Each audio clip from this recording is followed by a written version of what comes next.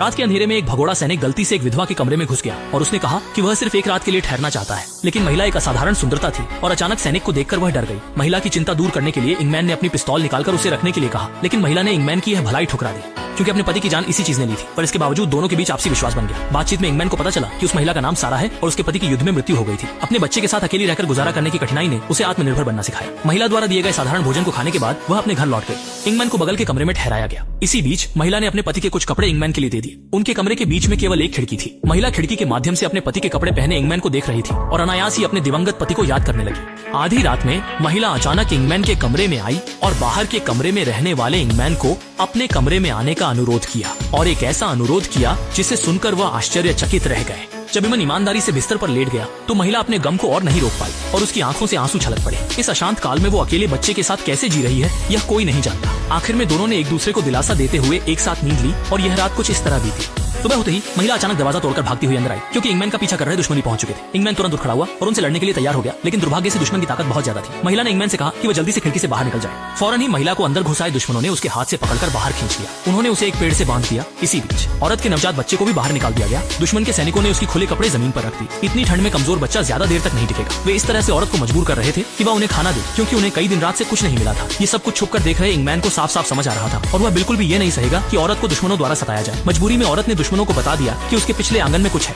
उन्हें लगा कि जब उन्हें खाने को कुछ मिल जाएगा तो वे उसे छोड़ देंगे, लेकिन पुरुष ने उसे मुक्त करने के बाद उसे अपने बच्चे की देखभाल करने की इजाजत नहीं दी, बल्कि महिला को सीधा अंदर खींच लिया ताकि वे एरोबिक एक्सरसाइज कर सके। लेकिन पुरुष को जरा भी पता नहीं था कि इंगमैन पहले से ही कमरे में है। जल्द ही बाहर एक दुश्मन सिपाही भी आ गया। उसे पता था कि बड़े भाई की लड़ने की क्षमता इतनी अधिक नहीं है। फिर भी जब वो कमरे में दाखिल हुआ तो खतरे के करीब होने का एहसास नहीं हुआ। लेकिन ठीक अगले ही पल दरवाजे के पीछे छुपे इंगमैन ने उसी तरीके से दूसरा सिर ले लिया। फिर इंगमैन ने हथियार लेकर अचानक दरवाजा खोला और बाहर खड़े दुश्मन सैनिक को कपड़े उतारने के लिए मजबूर किया। इसी समय महिला तेजी से बच्चे के पास भागी और उसे जल्दी से लेकर घर के अंदर चली गई। जब इंगमैन ने उस दुश्मन सैनिक को छोड़ने का मन बनाया तो महिला अचानक बंदूक उठाकर बाहर आई और भागने की कोशिश कर रहे सैनिक पर चिल्लाई। इस दृश्य ने इंगमैन को एक पल में एहसास दिलाया कि सचमुच पर कहा गया है कि महिला स्वभाव से कोमल होती है, लेकिन मां बनने पर वह मजबूत बन जाती है।